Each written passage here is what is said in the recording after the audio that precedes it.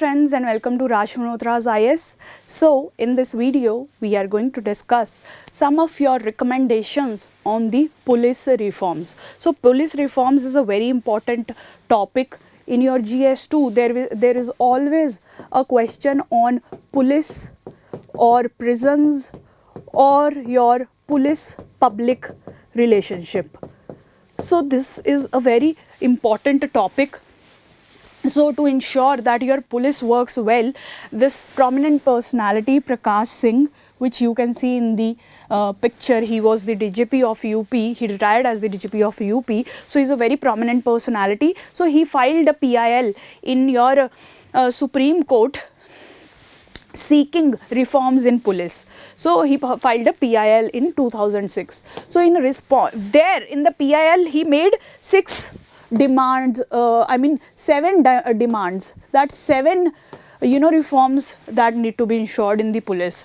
So with regard to this petition, your Supreme Court decided that these 7 directives should be followed by the state governments to ensure efficient policing. Okay, so those are the 7 recommendations or the directives of Supreme Court in Prakash Singh case. Okay, Prakash Singh case, very important case, must remember it. Prakash Singh case 2006. So those 7 directives we will be discussing with regard to police reforms. Now why do we need such police reforms? So you can see in the picture, this is a very recent case in which the father-son duo, this is a case from Tamil Nadu, a father-son duo was very severely tortured while they were in the police custody, and they finally lost their lives because of those torturous events. So see, there was a lot of disappointment in the entire country when they lost their life at the hands of police atrocities. So these are the kind of issues that your police faces. Apart from custodial torture, this is the example of custodial torture, but there are several other issues that your police faces, because of which the police force in our country requires a lot of reforms, and that is why only Prakash Singh ji filed that petition in your Supreme Court. So some of the other issues of your police are stated here. So like the first issue that says that they are very poorly remunerated. That means very low salaries are provided to your police. So that is why they indulge in either corrupt activities, or they are not concerned about ensuring people rights. Rather they are concerned about maximizing their interest, because they are not getting what they should from the government itself. तो जब उनको अच्छा पैसा, अच्छा lifestyle नहीं मिल रहा है, they will adopt wrong methods to get the decent lifestyle for their families or for themselves. So that is the first issue. Second is high amount of political interference. You see the transfers, postings, tenures, all of this of the entire police hierarchy are decided by the state government or the central government. So that is why also the police force becomes very much dependent on the political master to ensure stability in their lives, to ensure continuity in their careers, to prevent any kind of abrupt transfers or cutting down of tenures. So all those things create a high ground for political interference. कोई भी politician आके कहेगा that if you want a good posting or you want a promotion, do this thing for me, remove all the cases against me, or whatever favors they may ask, and that leads to your political interference when police is concerned. Okay, then the issue of frequent transfer, as I told you, अगर कोई honest police officer will try to deny that they don't want to work as per the wishes of the politician, then what will they use? That they will use transfers. The police officers will be repeatedly transferred from one place to the other, and that will lead to the issue of their mental stability or their personal stability of lives, which will make them bow down to these political masters. So this frequent transfers becomes another issue. Then there is no way where we can complain about the police. There is no complaint mechanism. Is there any place where you can go and say that I am having problem with the police? So there is no direct ombudsman kind of institution where you can complain for the police. And again, there is no tenurial security. They can be transferred, fired, or all these things can happen with the police if they do not bow down, right? So to reform these issues, the 7 judgments, 7 directives of Supreme Court in the Prakash Singh case 2006 is what we are going to discuss here. So the first recommendation is that there should be a State Security Commission created. State Security Commission created. So what will this commission do is that, as of now, currently, what is the system? The system is that your state government decides the different officials who will be placed at different positions in the hierarchy. So they decide who will be the DJP among all the seniors. So like that, it is the power of the state government to make such decisions. So this recommendation says that we should have a State Security Commission which will be responsible for deciding the power holders or the position holders in the police, not just the state government but different representatives present in this State Security Commission will decide that who will take the control of the major issues. Then this commission will also give the broad guidelines on which your police has to perform, right? They will tell कि आपको crime rate इतना रखना है, or maybe if in an area like Delhi there is crime against women, so they may give a guideline that you have to ensure that within 6 months or a year you reduce the number of crime against women to 50% maybe. So that kind of performance guidelines this SC can give to the police, okay, in their state, right? Then based on these guidelines it will also evaluate the performance कि police ने को जो कहा गया था उसने किया है वो या नहीं, right? So first for appointment, then for performance guidelines, and then for evaluation. For these 3 purposes your directive 1 recommends setting up of State Security Commission, right? The second directive. Now the second directive is with regard to the highest body, the highest position that is present in your police hierarchy. So this is basically your broadly the police hierarchy. The topmost officer is the Director General or Director General of Police, which you call as DJP. The DJP, he is the highest office in a state with regard to your police hierarchy, okay? सबसे ऊपर यही होते हैं, DJP ही होते हैं. Like I showed you the picture, Prakash Singh भी UP state में DJP retire हुए थे, right? Now to ensure independence of DJP's office, these some recommendations have been given.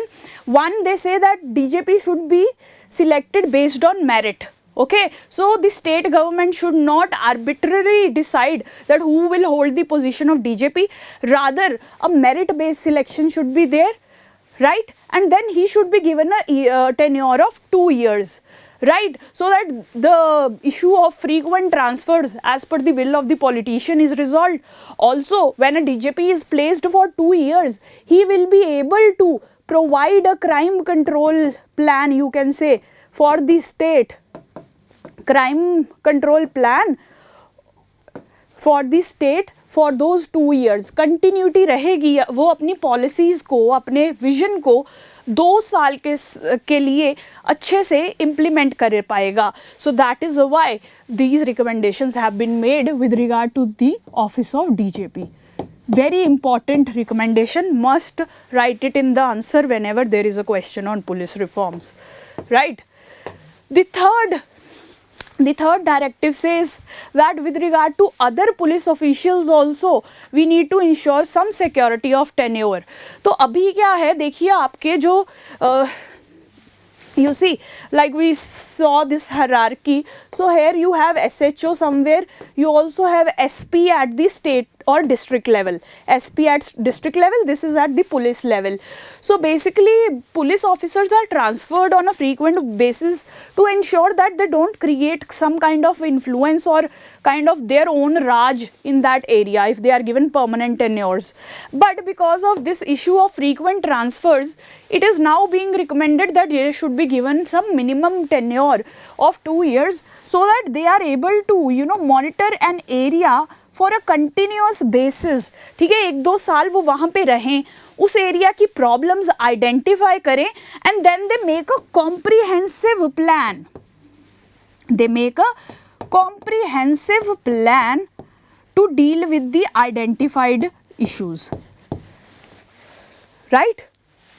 To deal with the identified issues. Now, the fourth directive says that the investigative functions, see, police is involved basically in two kind of functions: investigations, that is with regard to your criminal, terrorist or such kind of cases, and maintaining law and order, daily law and order की problems, जैसे कि traffic control हो गया, riots management हो गया, things like that. So, for efficient working of the police, the directive 4 says that we need to separate these two functions and we need to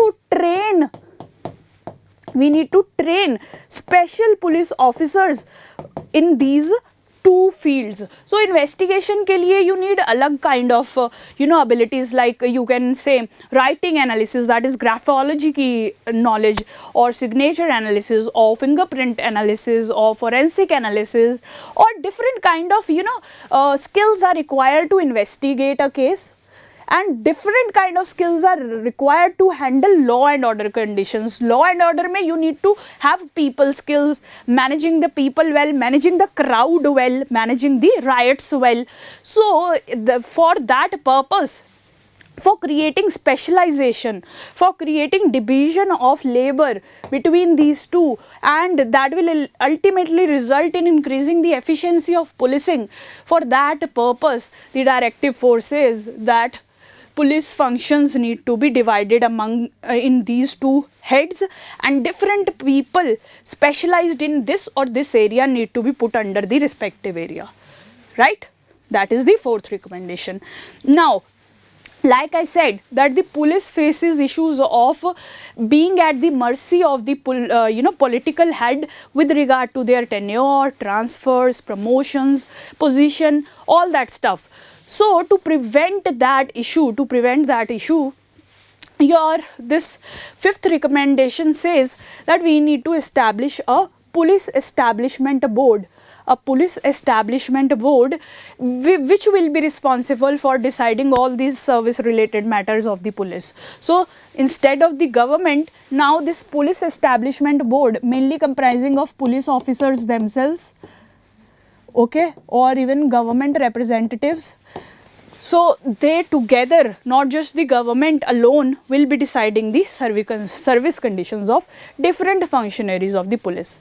This will reduce to some extent the political interference, and make the police more responsive to the public. Okay, so the corruption that we see within the police sphere, that can reduce, and people may see better results in policing, right? So that is why this recommendation is made. The sixth recommendation is to set up a police complaints authority. Like I told you earlier that हमारे पास ऐसी कोई specific forum or institution, or we do not have any other place to go to complain about your police, right? So that is why this recommendation says that we need to establish a police complaints authority, जहाँ पे लोग अपनी complaints, police के against जो complaints है वो जाके दर्ज कर सकें.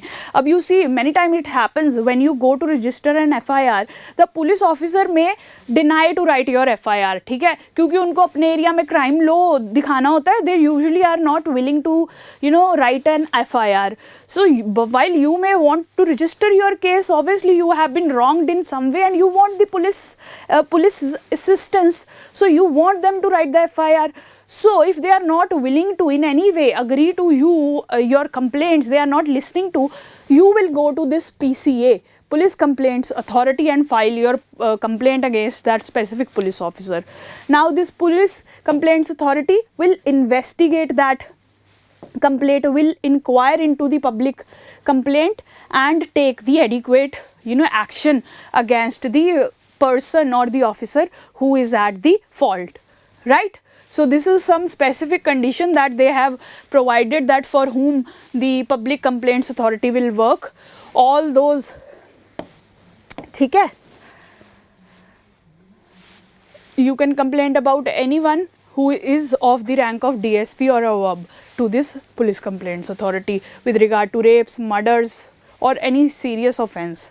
So that is what you have to just remember, the Police Complaints Authority for registering complaints against police. That is the simple thing that you have to remember. Finally, the last recommendation.